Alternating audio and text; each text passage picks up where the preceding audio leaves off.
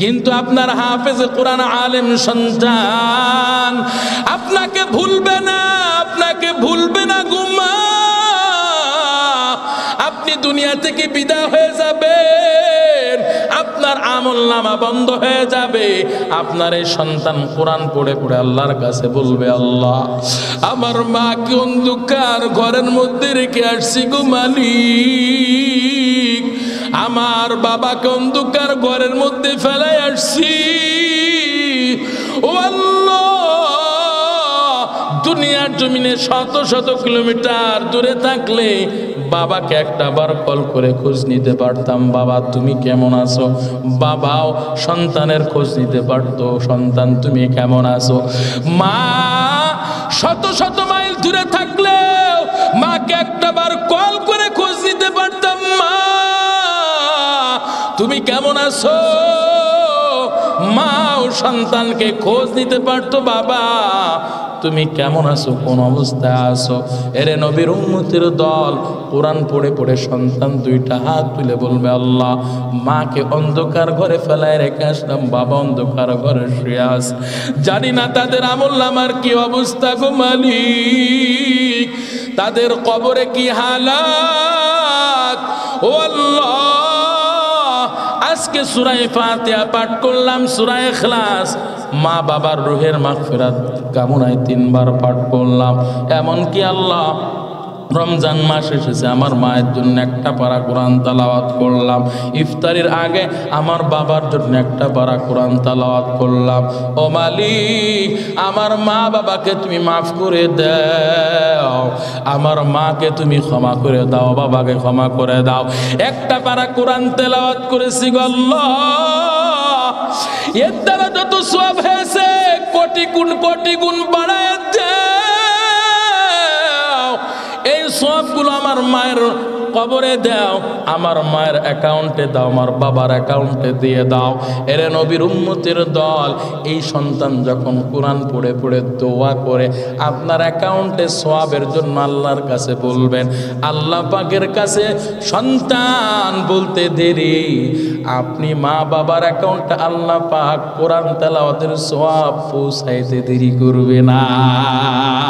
এ কালাম জিন্দা কোরআনে হাকিম হিকমতে ইউ লা ইয়াজালাস্তু কাদিম জামিউল ইলম ফিল কোরআনে হাকিম تقاصرت عنه وفهم الرجال بغى قرآن كلام الله بشن قديم استی নেইনো ভাইয়া। বাইতুল্লাহ নির্মাণ কাজ শেষ হয়ে গেল, আল্লাহ 1 নাম্বার আদেশ করলেন, পয়গম্বর কি চাইবেন। পয়গম্বর ইব্রাহিম আলাইহিস সালাতু ওয়াস সালাম সন্তান ইসমাইলের বংশে মুহাম্মদকে চাইলেন, আল্লাহ পাক সেটা কবুল করলেন। এইবার আল্লাহ পাক 2 নাম্বার আদেশ করলেন, পয়গম্বর আপনি এই একাই এই বাইতুল্লাহ নির্মাণ করবেন, এটা হবে না। ও পয়গম্বর, এই বাইতুল্লাহ একটা ঘর, এই বাইতুল্লাহ নির্মাণ করলে হবে না, বরং এই বাইতুল্লাহর শাখা প্রশাখা, এই কাবার শাখা প্রশাখা মসজিদ গোটা পৃথিবীর জমিনে তৈরি করতে হবে। পয়গম্বর ইব্রাহিম আল্লাহর কাছে বলেন, আল্লাহ আপনার এই একটা ঘর বাইতুল্লাহ নির্মাণ করতে গিয়ে আমি বড়ই পেরেশানি হয়ে গেছি, আমি বড়ই পেরেশানি অস্থির হয়ে গেছি, হিমশিম খেয়ে গেছি। এখন এই ঘরের শাখা প্রশাখা পুরা পৃথিবীর বুকে পৃথিবীর জমিনে কেমনে তৈরি করব, আমি তো আমার দ্বারা সম্ভব না। জবানটা খুলে বলেন, অসম্ভবকে সম্ভব করার মালিক কে? 2টা হাত তুলে বলেন না, সম্ভবকে সম্ভব করার মালিক কে? আরেকটা আওয়াজ করে বলেন না, সম্ভবকে সম্ভব করার মালিক কে?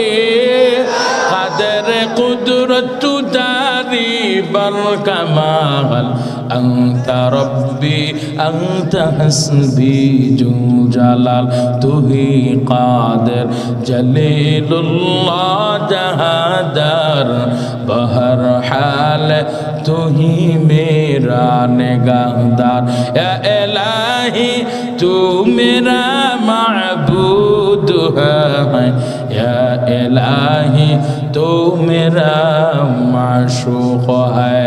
ভাইরা আমার, আল্লাহ পাক বললেন পয়গম্বর বাইতুল্লাহর শাখা প্রশাখা মসজিদ গোটা পৃথিবীর জমিনে তৈরি করা লাগবে। পয়গম্বর বললেন আমি পারবো না, আমার দ্বারা তো সম্ভব না গো আল্লাহ। পয়গম্বর বললেন পয়গম্বর,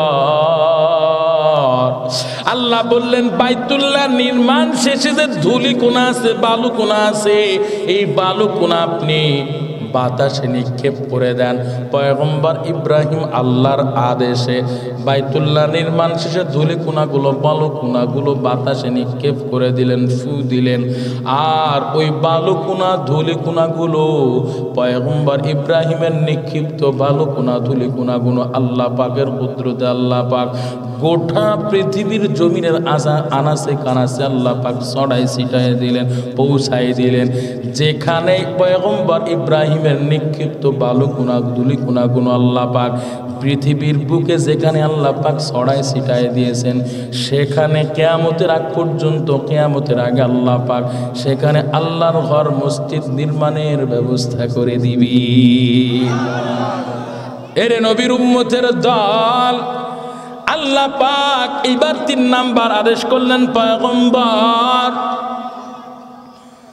কি চাইবেন চেয়েও নিলেন। এমনকি 2 নাম্বার আদেশ করলাম বাইতুল্লাহর শাখা মসজিদ নির্মাণ করতে হবে, সেটাও হয়ে গেল। আল্লাহ পাক এবার 3 নাম্বার আদেশ করলেন ও পয়গম্বর আপনি শুধু এই ঘরে ইবাদত করবেন, এই বাইতুল্লাহ তওয়াফ করবেন, এই বাইতুল্লাহ আপনি শুধু একাই নামাজ আদায় করবেন, এটা হবে না। বরং আপনার সন্তানেরা, আমার বান্দারা গোটা পৃথিবীর আনাস কানাস থেকে আমার বান্দারা আমি আল্লাহর ঘরে হাজিরা দিবে। আল্লাহু আকবার।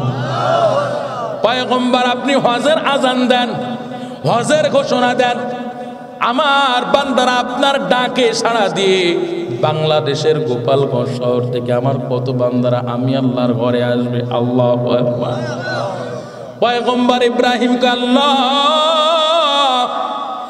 কেমনে সম্ভব, মরুভূমি এলাকায় তো কেউ নাই, কেউ নাই, আমি যে আজান দিব, আমি যে ঘোষণা দিব, আমার কথা কে শুনবে, আমার আজান কে শুনবে, আমার ঘোষণাটা কে শুনবে, শোনার তো কেউ নাই। আল্লাহ কয় ইব্রাহিম আপনি ঘোষণা দেন, আজান দেন, আমার বান্দাদের কানে পৌঁছানোর দায়িত্ব আমি আল্লাহর। আল্লাহ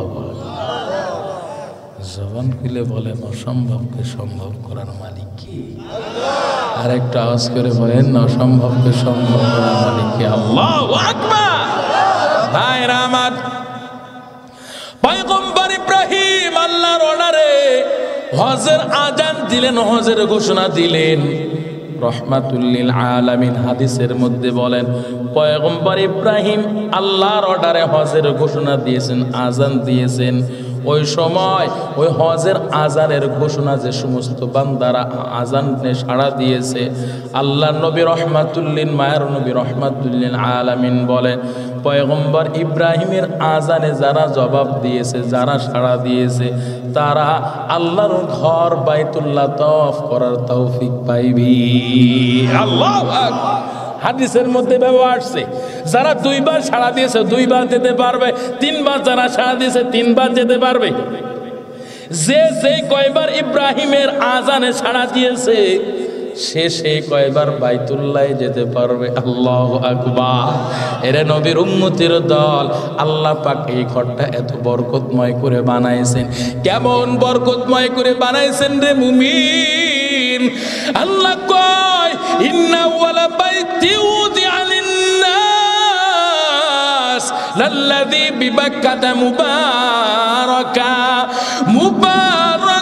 ওয়া হুদাল লিল আলামিন। আল্লাহ বলেন আমি আল্লাহ এমন বরকতময় করেছি রে মুমিন। কেমন বরকতময়? আল্লাহ পাক ওই কাবা চত্বরের এক কোণায় আল্লাহ পাক হজরে আসওয়াদের পাথর দিয়েছেন। ওই হজরে আসওয়াদের পাথর যে বান্দা এই জবান দিয়ে, এই ঠোঁটটা দিয়ে যে বান্দা চুম্বন করতে পারবে রে মুমিন, হাদিসের মধ্যে আসছে কিয়ামতের ময়দানে এই পাথরের আল্লাহ পাক কুদরতি জবান দিবেন।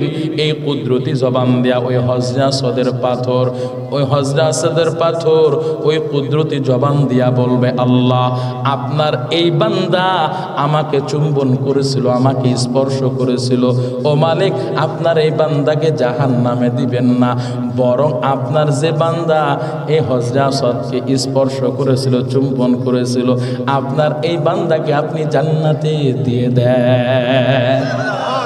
এরে নবীর উম্মতের দল যারা ওই আল্লাহ পাক এই ঘরটা কেমন বরকতময় করেছেন রে মুমিন। আল্লাহ পাক প্রতিটা মুহূর্তে মুহূর্তে 120টা করে রহমত ওই বাইতুল্লাহ চত্বরে আল্লাহ পাক দান করেন, 120টা রহমত।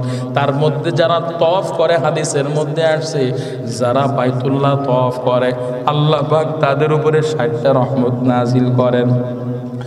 আর যারা ওই বাইতুল্লাহ নামাজ আদায় করে তাদের উপর আল্লাহ পাক বাকি 40টা রহমত নাজিল করেন। আর যারা অনেক বান্দারা আছে যারা দাঁড়াইয়া দাঁড়াইয়া বসে বসে আল্লাহর ঘর বাইতুল্লাহর দিকে বারবার চেয়ে থাকে, বারবার চেয়ে থাকে, চক্ষু শীতলতা করে, দিলটা প্রশান্তি লাভ করে।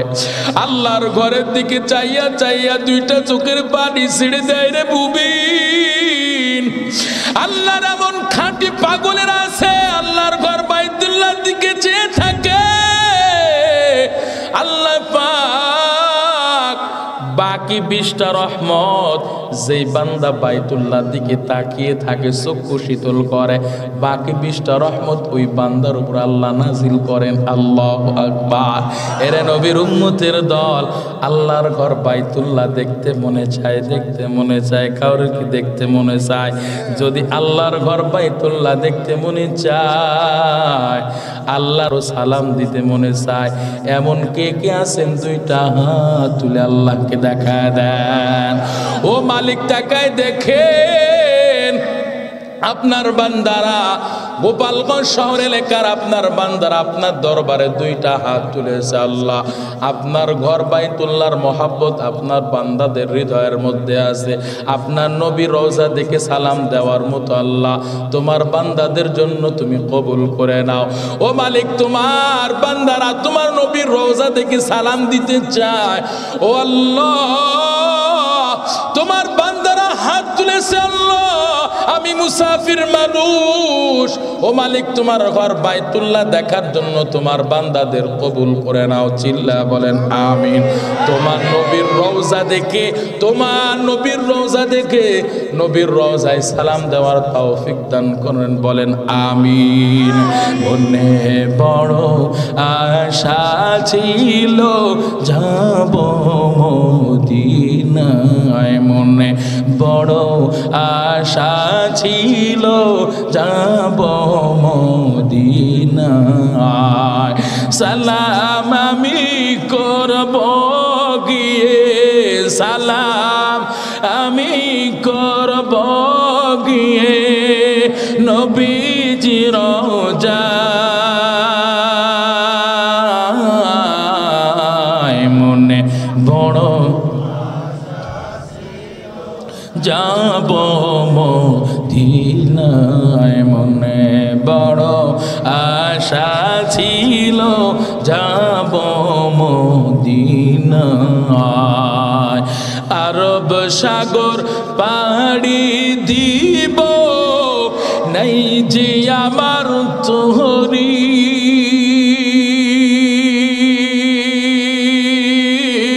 পাখি নাই যে উড়ে যাব ডানাতে বর করি, আমার আশায় আছে সম্বল নাই, আমার আশায় আছে সম্বল নাই, করি কি উপায়, মনে বড় আশা ছিল যাব মদিনায়, মনে বড় আশা ছিল যাব মদিনায় মদিনা যাইতে পারলাম না, মদিনা দেখতে পারলাম না, মদিনা যাইতে পারলাম না, মদিনা দেখতে পারলাম না। আমি অসহায় তাই এত দূরে রই, আমি অসহায় তাই এত দূরে রই, শুধু সালাম জানাই মদিনা যাইতে পারলাম না, মদিনা দেখতে পারলাম না। মদিনা নাম কত মধু,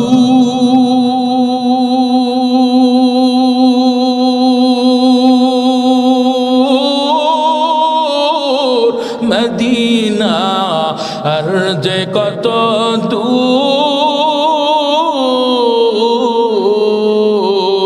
মদিনা নাম কত মধু,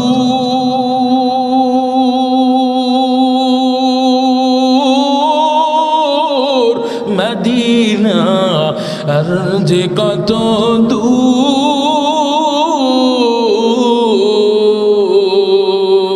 সেই মদিনার পথের ধুলি আমি, সেই মদিনার পথের ধুলি আমি মাখতে পারলাম না, মদিনা যাইতে পারলাম না, মদিনা দেখতে পারলাম না। চিল্লা বলেন আল্লাহু আকবার। ভাইরা আমার চলবে, খারাপ লাগেনি? ওরে বাবা, ও বাবা, চাচা মনে করতেছে এটা মনে হয় মেশিং রে। ভাইরা আমার, তো আল্লাহর ঘর বাইতুল্লাহ দেখতে মনে চায়। আল্লাহর ঘর বাইতুল্লাহর মহাব্বত হৃদয়ের মধ্যে অর্জন করতে হবে রে ভাই। আল্লাহর কাছে তৌফিক কামনা করতে হবে। আল্লাহ ধন সম্পদ দেন নাই তো কি হয়েছে, আমি গরিব হতে পারি, আপনি গরিব নন, কথা বলেন ঠিক কিনা? আল্লাহর কাছে তৌফিক কামনা করতে হবে, তাহলে যেতে পারবে।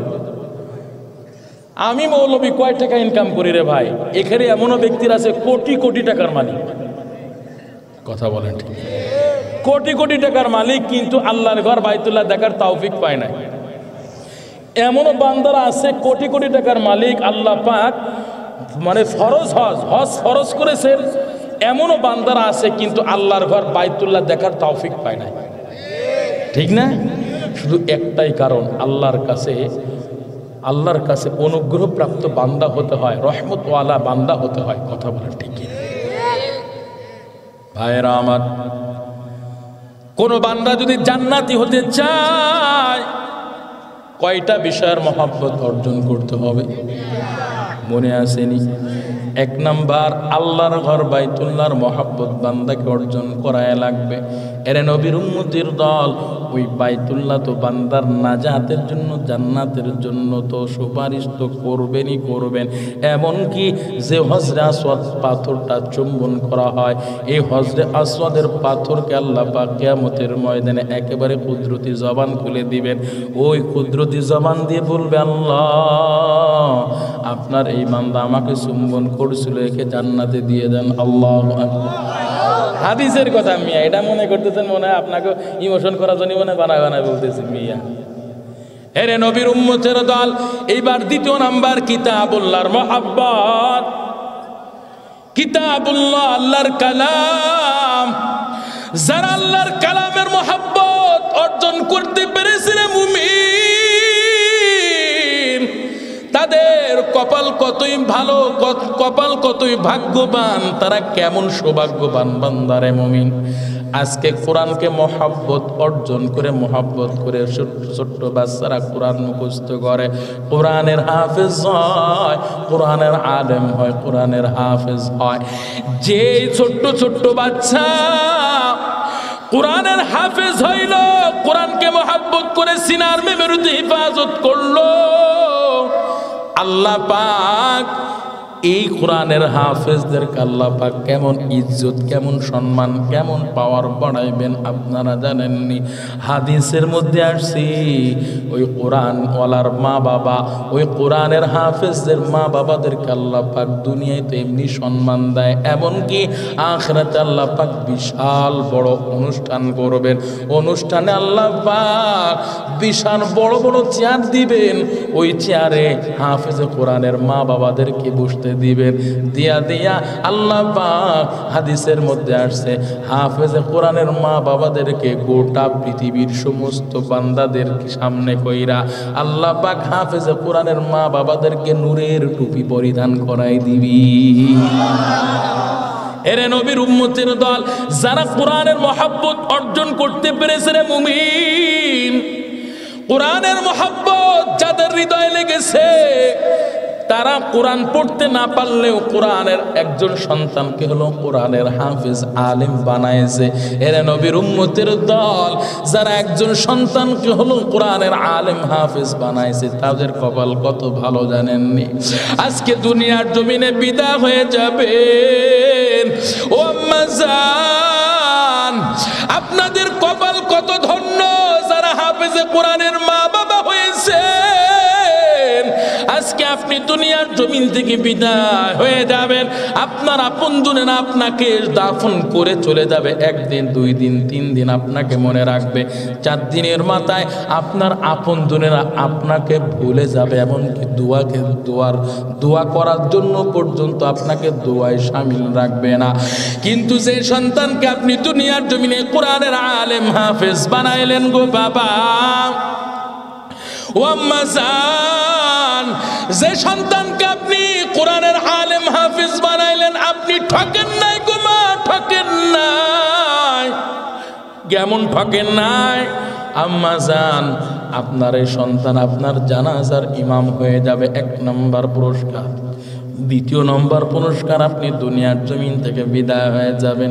এই সন্তান আপনার জন্য মৃত্যুর আগ পর্যন্ত আপনার জন্য কোরআন পড়ে পড়ে, নামাজ পড়ে পড়ে আপনার জন্য দোয়া করবে, যেটা আপনার আপন আত্মীয় স্বজনেরা করবে না। 3 দিনের মাথায় আপনাকে ভুলে যাবে। কিন্তু আপনার হাফেজে কোরআন আলেম সন্তান আপনাকে ভুলবে না, আপনাকে ভুলবে না গুমা। আপনি দুনিয়া থেকে বিদায় হয়ে যাবেন, আপনার আমলনামা বন্ধ হয়ে যাবে। আপনার এই সন্তান কোরআন পড়ে পড়ে আল্লাহর কাছে বলবে, আল্লাহ আমার মাকে অন্ধকার ঘরের মধ্যে রেখে আসছি গো মালিক, আমার বাবাকে অন্ধকার ঘরের মধ্যে ফেলাই আসছি ও আল্লাহ। দুনিয়ার জমিনে শত শত কিলোমিটার দূরে থাকলে বাবাকে একটা বার কল করে খোঁজ নিতে পারতাম, বাবা তুমি কেমন আছো। বাবাও সন্তানের খোঁজ নিতে পারতো, সন্তান তুমি কেমন আছো। মা শত শত মাইল দূরে থাকলেও মাকে একটা বার কল করে খোঁজ নিতে পারতাম, মা তুমি কেমন আছো। মাও সন্তানকে খোঁজ নিতে পারতো, বাবা তুমি কেমন আছো, কোন অবস্থায় আছো। এরে নবীর উম্মতের দল, কোরআন পড়ে পড়ে সন্তান 2টা হাত তুলে বলবে, আল্লাহ মাকে অন্ধকার ঘরে ফেলায় রেখে আসলাম, বাবা অন্ধকার ঘরে শুয়ে আছে, জানি না তাদের আমলনামার কি অবস্থা গো মালিক, তাদের কবরে কি হালাত ও আল্লাহ। আজকে সূরা ফাতিহা পাঠ করলাম, সূরা ইখলাস মা বাবার রুহের মাগফিরাত কামনায় 3 বার পাঠ করলাম। এমনকি আল্লাহ রমজান মাস এসেছে, আমার মায়ের জন্য একটা পারা কোরআন তেলাওয়াত করলাম। ইফতারের আগে আমার বাবার জন্য একটা পারা কোরআন তেলাওয়াত করলাম। ও মালিক, আমার মা বাবাকে তুমি মাফ করে দাও, আমার মাকে তুমি ক্ষমা করে দাও, বাবাকে ক্ষমা করে দাও। একটা পারা কোরআন তেলাওয়াত করেছি গো আল্লাহ, এর দ্বারা যত সওয়াব হয়েছে কোটি গুণ বাড়ায় দাও। এই সবগুলো আমার মায়ের কবরে দাও, আমার মায়ের অ্যাকাউন্টে দাও, আমার বাবার অ্যাকাউন্টে দিয়ে দাও। এরে নবীর উম্মতের দল, এই সন্তান যখন কোরআন পড়ে পড়ে দোয়া করে আপনার অ্যাকাউন্টে সওয়াবের জন্য আল্লাহর কাছে বলবেন, আল্লাহ পাকের কাছে সন্তান বলতে দেরি, আপনি মা বাবার অ্যাকাউন্টে আল্লাহ পাক কোরআন তেলাওয়াতের সওয়াব পৌঁছাইতে দেরি করবে না। এ কালাম জিন্দা কোরআনে হাকিম হিকমতে লা ইয়াজালাস্তু কাদিম জামিউল ইলম ফিল কোরআনে হাকিম تقاصرت عنه وفهم الرجال بغى قرآن كلام الله بشن قديم استی নেই নো ভাইরা আমার। এই জন্য বলবো, ও সন্তানের বাবা, আপনার 4 জন সন্তান আছে, 3 জন সন্তান আছে, 2 জন সন্তান আছে, আমি বলবো না আপনার প্রত্যেকজন সন্তানকে আপনি আলেম বানান, আমি এটা বলতেছি না। কমস কম একজন সন্তানকে হলো আপনি কোরআনের হাফেজ আলেম বানাইবেন। আপনারা তো বিভিন্ন পত্রিকা পড়েন, আপনারা তো সোশ্যাল মিডিয়া ইউটিউব ফেসবুক চালান, বিভিন্ন আপনারা ওই আশ্রয় কেন্দ্রে চলে যান, বৃদ্ধাশ্রমে চলে যান, ওই বৃদ্ধাশ্রমে যাইবেন, খোঁজ খবর নিবেন, বৃদ্ধাশ্রমে কত মা কত বাবা চোখের পানি ফেলে ফেলে সন্তানদেরকে খোঁজ করে, আমার সন্তান আমাকে একা ফেলায় রেখে গেল, আমার সন্তান আমার একটাবার খোঁজ নেয় নাই, আমার সন্তান আমাকে একটা বার মা বলে ডাক আমি শুনতে পারি নাই, আমার সন্তান মা বলে ডাকে নাই, কতদিন হয়ে গেল আমার সন্তান আমাকে দেখতে আসে না। এরা নবীর উম্মতের দল, ওই সন্তান যখন ফেলায় রেখে আসে, মা মনের কষ্টে বলে, ও সন্তান, তোর সন্তানকে তুই কখনোই লেখাপড়া করিয়া বড় করবি না, যদি তোর সন্তানকে তুই লেখাপড়া করিয়া বড় করিস তাহলে তোকেও তোর সন্তানরা এভাবে ফেলায় রেখে আসবে। কথা বলেন ঠিক কিনা? ওই মা বৃদ্ধাশ্রম থেকে মা চিঠি লিখে, সন্তান আজকে তোকে পড়ালেখা করিয়া বড় বড় ডিগ্রি অর্জন করাইছি, আজকে তুই অফিসার হয়েছো, কর্মকর্তা হয়েছো, আজকে তুই বিল্ডিং অট্টালিকা করতে পেরেছো, আজকে আমি মা তোকে শিক্ষা না দিলে তো তুই কিছুই করতে পারতিস না, এত সুন্দর বউ তুই পাইতিস না, আজকে তুই সব পেয়েছো আমি মায়ের কারণে। আমি মা কত কষ্ট করে তোকে পড়ালেখা করিয়েছি, তোর বাবা দুনিয়ার জমিন থেকে বিদায় হয়ে গেছে, আমি মা না খাইয়া, আমি মা পরের বাড়িতে কাজ করে করে তোর জন্য খাবার নিয়ে এসেছি, আমি আগে খাই নাই রে সন্তান, আগে তোর মুখে দিয়েছি, আগে তোর পেটটা ভরিয়েছি, এরপর থাকলে খাইছি, না থাকলে খাই নাই। হেরে নবীর উম্মত, ওই মা কয়, ও সন্তান আজকে না খেয়ে খেয়ে তোর বাবা দুনিয়ার জমিন থেকে বিদায় হয়ে গেছে, কত কষ্ট করে টাকা কামাইয়া কামাইয়া পরের বাড়িতে কাজ করে করে টাকা অর্জন কইরা তোকে পড়ালেখা করাইলাম, আর আজকে তুই আমার এই অন্ধকার এই আশ্রয় কেন্দ্রে ফেলিয়ে রেখে গেছ, তুই আমাকে আজকে তুই আমাকে এই বৃদ্ধাশ্রমে রেখে গেছো। ও সন্তান, তোকে যেমন পড়ালেখা করিয়েছি তুই ফলাফল আমাকে বৃদ্ধাশ্রমে রাখছস, তোর সন্তানকে তুই পড়ালেখা করাস না, খবরদার, তোর সন্তানে কিন্তু তোর লাগে এমন করবে। কারণটা কি রে মুমিন? আজকে আপনি সারা বাংলাদেশের আনাচে কানাচে যত বৃদ্ধাশ্রম আছে, বৃদ্ধাশ্রমে যে দেখেন কোনো হাফেজ কোরআন, কোনো হাফেজ আলেম, কোনো মসজিদের মুয়াজ্জিন, মসজিদের ঝাড়ুদারের মা বাবাকেও পাইবেন না। কথা বলেন ঠিক কিনা? আজকে কোরআনের আলেম হাফেজ সন্তান মা বাবাকে মর্যাদা দিতে জানে, তারা জানে মা বাবা যদি কষ্ট পায় আমার জন্য জান্নাত আল্লাহ হারাম করে দিবেন। এরে নবীর উম্মতের দল, একজন সন্তানকে হলো কোরআনের আলেম হাফেজ বানান। এই সন্তান 1000-2000 টাকা ইনকাম করুক, অল্প টাকা ইনকাম করুক, দেখবেন ও বাবা আপনাকে মাইনাস করে আপনার সন্তান চলবে না, আপনার ওই কোরআনের আলেম হাফেজ সন্তান আপনাকে মাইনাস করে চলবে না, আপনাকে নিয়ে চলবে। এই জন্য বলবো বাবা, একজন সন্তানকে হলো কোরআনের আলেম হাফেজ বানান। আর যারা কোরআনের সুপারিশ পেয়ে জান্নাতে যেতে চান। এখন আপনারা বলতে পারেন, হুজুর আমরা তো হাফেজ হতে পারলাম না, আমাদের সন্তানদেরকে হাফেজ কোরআন বানাইতে পারলাম না। আপনাদের জন্য বড় সুযোগ আছে রে বাবা। আপনারা চাইলে পারেন কোরআনের সুপারিশ নিয়ে জান্নাতে যেতে, এরে নবীর উম্মতের দল। আপনাদের জন্য সুযোগ আছে। কেমন সুযোগ? যারা কোরআনের হাফেজ হয়েছে এই হাফেজদেরকে মহব্বত করবেন, ভালোবাসবেন। আপনারা এই হাফেজ কোরআন তৈরি হয় এই মাদ্রাসার দিকে আপনারা খেয়াল করবেন। আপনারা চাইলে পারেন প্রত্যেক মাসে মাসে 1,000 2,000 টাকা মাদ্রাসার ফান্ডে দিবেন। কোরআনের আলেম হাফেজ সন্তানরা আপনার টাকায় খাইব পড়ব। আপনি কোনো দিন আসেন, হুজুর এতিমখানা বোর্ডিং লিল্লা বোর্ডিংয়ে কি দরকার, আমি 5,000 টাকা দান করে গেলাম।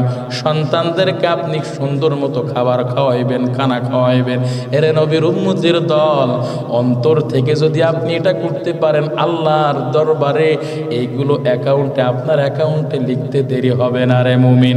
কিয়ামতের ময়দানে দেখবেন আপনি মাদ্রাসা একদিন এসে 5,000 টাকা এতিমখানায় দান করেছিলেন আল্লাহর জন্য, আল্লাহকে দেখানোর জন্য, আল্লাহ সন্তুষ্টর জন্য। আল্লাহ পাক কিয়ামতের ময়দানে দেখবেন আপনার অ্যাকাউন্টে আল্লাহ পাক সেই 5,000 টাকা লিখে রাখছে। আল্লাহু আকবার। এরে নবীর উম্মতের দল, আপনাদের সামনে প্রধান মেহমান মাদ্রাসার বিল্ডিং এর কাজ চলতে আসছে, আপনাদের কাছে চাইবে। কেউ আপনারা ফেরত দিবেন না, কেউ আপনারা খালি হাতে যাবেন না। মাদ্রাসার জন্য যে যতটুকু পারেন কোরআনের মহব্বতে দান করে যাবেন। কিয়ামতের ময়দানে এই কোরআন আপনার জন্য সুপারিশ করবে। এরে নবীর উম্মতের দল, 1 নাম্বার মহব্বতের কথা বলেছিলাম, বাইতুল্লাহর মহব্বত। 2য় নাম্বার কিতাবুল্লাহর মহব্বত। 3য় নাম্বার হুব্বুর রাসূল। আল্লাহর নবীর মহব্বত যারা হৃদয়ের মধ্যে অর্জন করতে পারবে, আল্লাহর নবী তাদের জন্য তো সুপারিশ তো করবেন, এমনকি আল্লাহর নবীর সাথে ওই বান্দা জান্নাতে থাকবি। আল্লাহু আকবার। জিকির করেন লা ইলাহা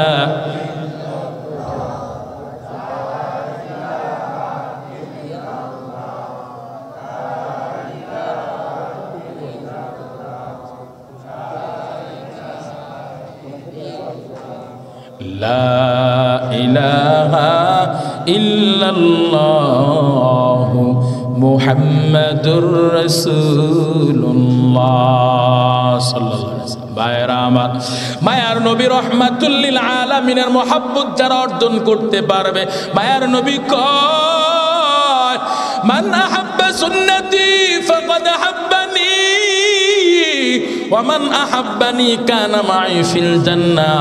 যারা আল্লাহর নবীর সুন্নত আদর্শ পালন করে, যারা দুনিয়ার জমিন থেকে বিদায় হতে পারবে, মায়ার নবী সার্টিফিকেট প্রদান করবেন। মায়ার নবী বলেন কানা মাই ফিল জান্নাহ। আল্লাহ পাক রব্বুল আলামিন জানায় দেন, গোলাম যারা আল্লাহর নবীকে মহব্বত করতে পারবে, আল্লাহ পাক তাদের জন্য 2টা পুরস্কার ঘোষণা করেছেন। আল্লাহ পুরস্কার ঘোষণা 1 নাম্বার করলেন, ইহবিবুকুমুল্লাহ। এরে নবীর উম্মতের দল, আমি আপনি বুকে হাত দিয়ে কথা বলতে পারি যে আমি আল্লাহকে মহব্বত করি, আল্লাহকে ভালোবাসি, কিন্তু গুনাহ করতে করতে বান্দা এমন পর্যায়ে পৌঁছায়ছে, গুনার কারণে চোখ নাপাক করে ফেলেছি, গুনাহের কারণে অন্তর নাপাক, গুনার কারণে অন্তর নাপাক হয়ে গেছে, অঙ্গ প্রত্যঙ্গ নাপাক হয়ে গেছে রে মুমিন।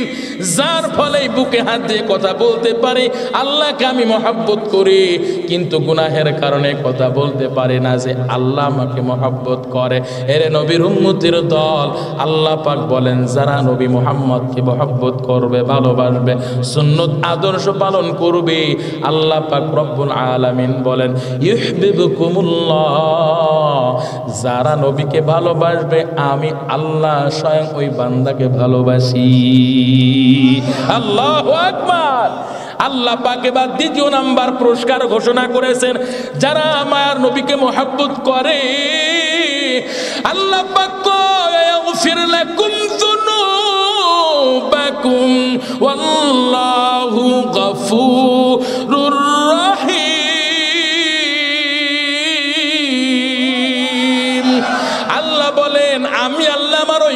আল্লাহকে তো ভালোবাসি, শুধু এতটুকুই না, যারা মুহাম্মদকে ভালোবাসবে ওয়াগফির লাকুম যুনুবাকুম, আমি আল্লাহ আমার ওই বান্দার সমস্ত গুনাহ মাফ করে দিব। আল্লাহু আকবার। এর নবীর উম্মতের দল, যুবক ভাই ও বৃদ্ধ বাবাজি, আমি আপনাদের সামনে এতটুকু আলোচনা করার উদ্দেশ্য রে বাবা, তিনটা মহব্বত অর্জন করেন। দেখেন আল্লাহ পাক রব্বুল আলামিন আপনার আমার জন্য জান্নাত রেডি রেখেছেন। ওরে যুবক ভাই, তোমরা মা বাবার মহব্বত করবা, মা বাবার সাথে কখনো খারাপ আচরণ করবা না, 5 ওয়াক্ত নামাজ পড়বা, গান বাজনার আড্ডায় যাইবা না, গান বাজনার আড্ডা করবা না রে ভাই। তোমরা আল্লাহর বিধান মতো চলবা। যৌবনকালের ইবাদত আল্লাহর কাছে বড় দামি রে মুমিন। যৌবনকালের ইবাদত দিয়ে বান্দা জান্নাতে যেতে পারবে। যুবক ভাই হেলাই খেলায় কাটাইতেছো, মনে মনে করতেছো এখনো জীবনের আস্তকাল পড়ে আছে, 25 বছর বয়স, বিবাহ শাদী করতে পারলাম না, বা সবে মাত্র বিবাহ করেছি, সন্তানাদি হয় নাই বা হয়েছে, এখনো তো অনেক দিন বাকি আছে, 60, 70, 80 বছর তো এখনো অনেক দিন বাকি আছে। যুবক ভাই, তোমরা যে মনে মনে পরিকল্পনা করতেছো এখন আল্লাহর বিধানের ধার ধারে না, 5 ওয়াক্ত নামাজের ধার ধারে না, যুবক বয়সে যতটুকু এনজয় করে পারা যায়। ও বৃদ্ধ বাবা, যে আমি আপনাদেরকে বলবো বাবা, 60, 80 বছর পার হয়ে গেল বাবা, 40 পার হয়ে 50, 60, 80 বছর পার হয়, এখনো আপনারা আল্লাহর ঘর মসজিদ চিনতে শুরু করলেন না রে বাবা। আপনারা 5 ওয়াক্ত নামাজের ধার ধারলেন না রে বাবা। আজ না কাল করতে করতে নিজের জীবনের সময়টুকু পার করে দিলেন রে বাবা। আপনারা জানেন আমাদের জীবনের 1 সেকেন্ড সময় মণিমুক্তা, হীরা মণিমুক্তা গোল্ডের চাইতো আপনার আমার জীবনের 1 সেকেন্ডের দাম কোটি কোটি গুণ মূল্য বেশি। কারণটা কি? হায়াতে জিন্দেগির সময়টা নির্ধারিত, 1 সেকেন্ড চলে যাবে, কোটি কোটি টাকা দিয়েও ফিরে পাইবেন না। ওরে যুবক ভাই ও বৃদ্ধ বাবাজি, যারা আপনারা আজ না কাল করতে করতে সময়টা পার করতেছেন রে বাবা, যুবক ভাই তোমরা বৃদ্ধকালের অপেক্ষায় আছো। বৃদ্ধকাল আসলে আল্লাহর কাছে 2টা হাত তুলে মাপ চেয়ে নিব, ক্ষমা চেয়ে নিব, 5 ওয়াক্ত নামাজ পড়বো। আমি তোমাদেরকে বলবো রে ভাই, তোমরা আমার কথার জবাব দিবা। বৃদ্ধ বাবা যে আপনারা আমার কথার জবাব দিবেন। আমার সামনে বসে আছেন, এই তো দীর্ঘ 2টা ঘন্টা প্রায় চলে আসতেছে। 1 ঘন্টা বলেন, 2 ঘন্টা বলেন না কেন রে বাবা, 1 মিনিট, 2 মিনিট, 3 মিনিট বলেন না কেন রে যুবক ভাই, 1 সেকেন্ড 2 সেকেন্ড বলো না কেন রে ভাই। ওরে যুবক, ও গোপালগঞ্জ এলাকার যুবক ভাই, আধা সেকেন্ডে বাঁচতে পারবো, হায়াতের কোনো গ্যারান্টি আছে নাকি? আধা সেকেন্ড হায়াতের গ্যারান্টি নাই রে যুবক। তোমার আমার হায়াতটা কেমন জানো যুবক ভাই? যখন তখন তোমার আমার সামনে আজরাইল এসে হাজির।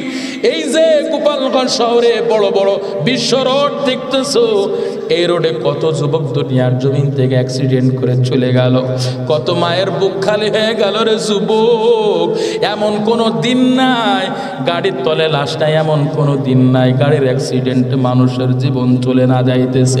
এই যে গত কয়েকদিন আগে মাওয়া রোডে এমন একটা অ্যাক্সিডেন্ট হইল, আল্লাহর কয়েকজন বান্দা দুনিয়ার জমিন থেকে এমনভাবে বিদায় হইল, লাশের দিকে তাকানোর মতো পরিবেশ পরিস্থিতি নাই। এরে নবীর উম্মতের দল ও যুবক ভাই ও বৃদ্ধ বাবাজি, হায়াত যখন তখন আপনার আমার শেষ হয়ে যেতে পারে রে বাবা। আজকে আপনার নামে আদালতে যদি কোনো মামলা হয়, আদালতে যদি কোনো মামলা হয়, প্রশাসন এসে আপনাকে আমাকে অ্যাটাক করার জন্য চলে আসবে। আপনি যদি ক্ষমতাশীল হন, টাকাওয়ালা হন, প্রশাসনকে আপনি 10-20 হাজার 1 লক্ষ টাকা ঘুষ দিয়ে তাকে আপনি বলেন, ও ভাই, ও প্রশাসনিক ভাই, ও ওসি ভাই, ও প্রশাসনিক ভাই, ও পুলিশ ভাই, ও দারোগা ভাই, আপনাকে 50,000 টাকা দান করলাম, 50,000 টাকা আপনাকে দিলাম। তাড়াতাড়ি আপনি থানায় যে বলেন আমি আসামিকে পায় নাই, আসামিকে খোঁজ করে পায় নাই। আদালতকে জানান দেন আমি আসামিকে খোঁজ করে পায় নাই। আসলে তো আসামি তো আছে, টাকার বদৌলতে বলতেছে আসামি নাই। এরে নবীর উম্মতের দল, প্রশাসন টাকার গতিতে পোল্টি মারতে পারে, বলতে পারে অমুকরে পায় না, অ্যাটাক করতে পারে নাই, কিন্তু আজরাইল নামক প্রশাসন আপনার আমার কাছে যখন হাজির হয়ে যাবে, হায়াতের রেলগাড়িটা যখন স্টেশনে পৌঁছায় যাবে রে যুবক, ওই আজরাইল নামক প্রশাসন আপনার কাছে আমার কাছে এসে হাজির হয়ে যাবে। এক সেকেন্ড এদিক সেদিক করবে না।